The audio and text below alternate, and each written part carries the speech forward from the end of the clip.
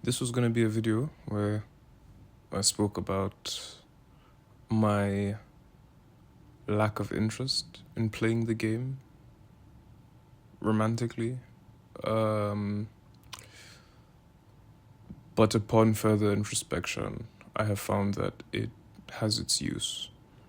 And if played the right way, it could help you out overall a great deal in your life. One of the biggest things I've learned over the past few years is about optimizing your life for your partner or for the person that you would like to end up with, in the sense that once you meet or get with this person, all of a sudden they become everything. And I feel like, especially with the way things are today, everyone is optimizing for something in a relationship, as opposed to focusing on their own personal development and then also deciding to be there and hold the space for their partner. I think it's very interesting. This whole trend of optimizing for short-term benefits, niggas are like trying to see how they can get who can get girls the most and who can get girls the quickest and who can do all of that, but like nobody's trying to get into anything that's actually serious.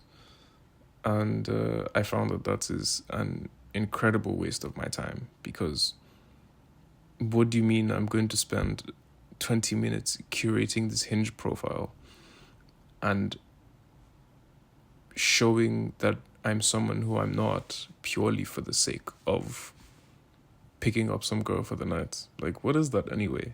I mean, at some level, I guess it makes sense to dabble and mess around, I guess. I don't really have any interest in it. It's a lot of energy. What do you mean I'm gonna mess around with this person that I have no actual genuine connection with? And it isn't even based off any meaningful form of desire. It's just like, 'cause I can. That's pretty lame. But even with yearning, right? Like learning that there's a right way to yearn and there's a wrong way to yearn, and like pacing yourself. All these gurus and all these people and all these, like, what's the word? I don't know. Just people in general coming up with all these different ideas for the way that you should love your partner, as opposed to actually just loving them. And that's probably like, that's if you have someone. I mean, like, I've got one boy who's just recently realized that he's into this girl. And he's not taking a step forward.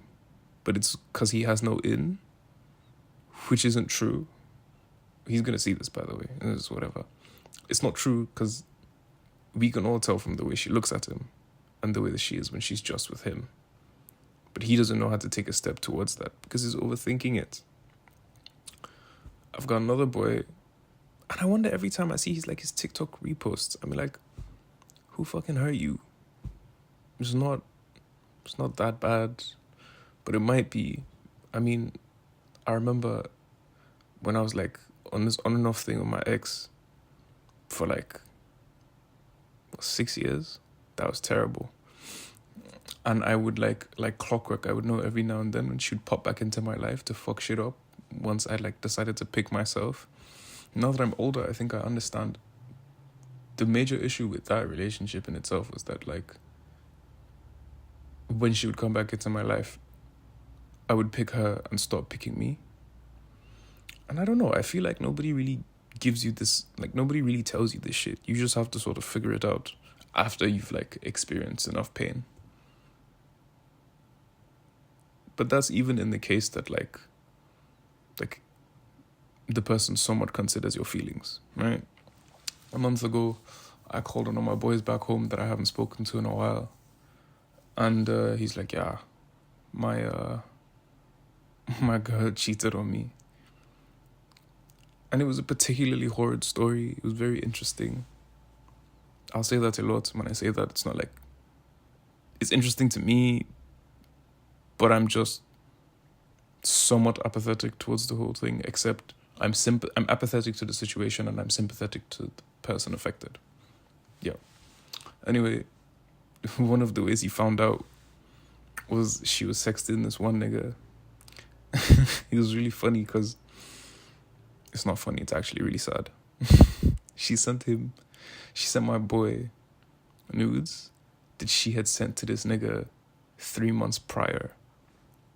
She used recycled nudes from her side piece on her boyfriend. Impossible. I might just actually have to take my own life, because what the fuck? It's fucking horrid. Yeah. Dating is fucking something in this time and age. And I think the issue is in the way that we date in general. Maybe we should go back to courtship.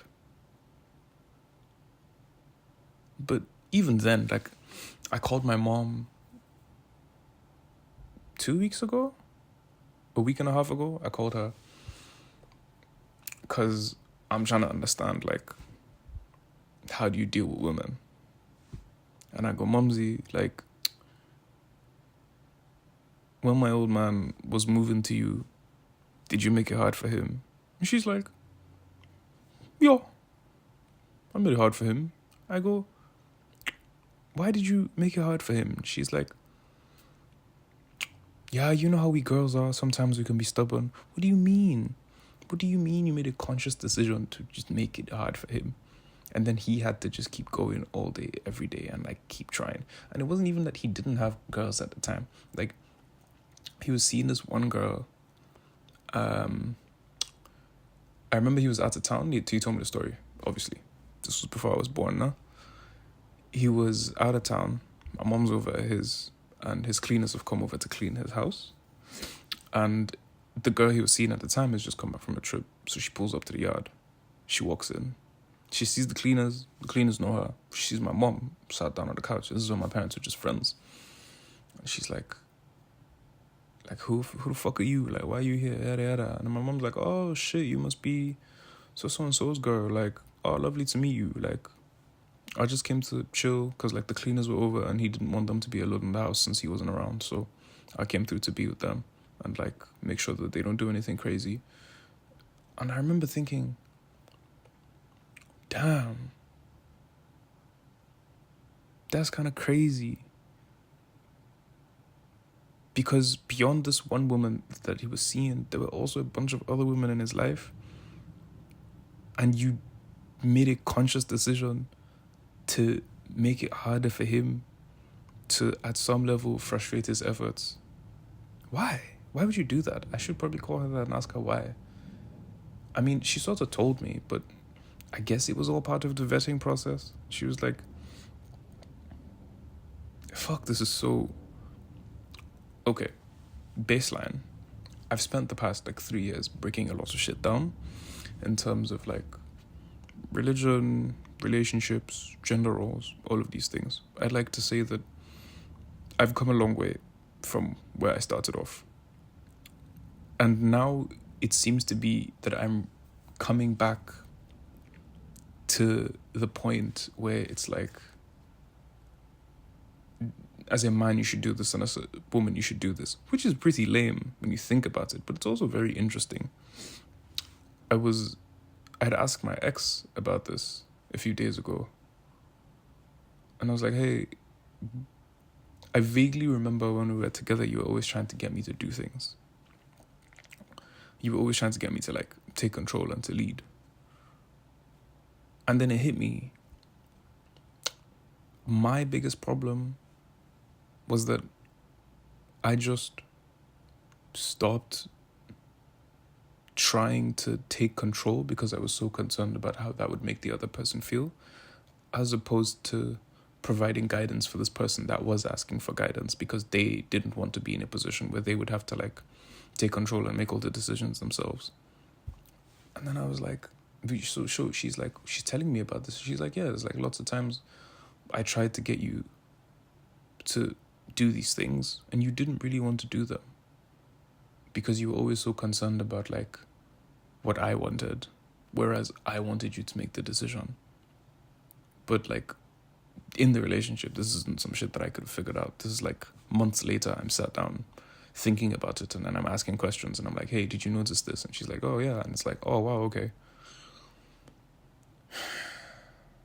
All this and more to say that the game has its purpose, but it's also like, what do you want? Do you want something nice and easy and quick? Or do you want something that's going to be worth it? Because if you say you want something that's going to be worth it, you're going to have to be very patient. You're going to have to be very, very patient. But at the same time, being patient doesn't or shouldn't mean putting up with whatever. Like, you shouldn't put up with disregard. But you should also learn to hold space. But then how do you tell the difference between when you're holding space for this person and then you know this person's like going to be back there and like disregard, right? You can't. I'm sorry, bros. You will never know. And if you ask her, she'll deflect. And she'll put it on you. I'm not saying everybody does this. Most of the time, that's how it is. I refuse to believe that all women are neurotic. I've met a lot of neurotic men. But at the same time, like, all of this is weird. Like, I don't really enjoy it. But at the same time I do. It's a love-hate relationship, honestly. Yeah. I guess this channel is just going to be it's going to be me ranting for like 15 to 20 minutes about anything. Maybe some vlogs occasionally. Maybe some random ideas. Maybe a project I'm working on. I don't really know. Overall, we'll see. I don't have the highest hopes for it, but there's this whole idea of like, if you put content out there, then you won't consume as much slop, except you're making slop. I've never met anyone that actually makes slop. I should look into that. I wonder what goes on through those guys that have these like AI video channels on TikTok. You know, like, we all know how like dirty Strawberry's been to her lovers. Can't trust Strawberry for real. But yeah. 13 minutes where I rant about a whole bunch of nothing. I hope you're entertained. Leave a like if you want. And I guess I'll see you in the next video. Get off my screen now. Bye.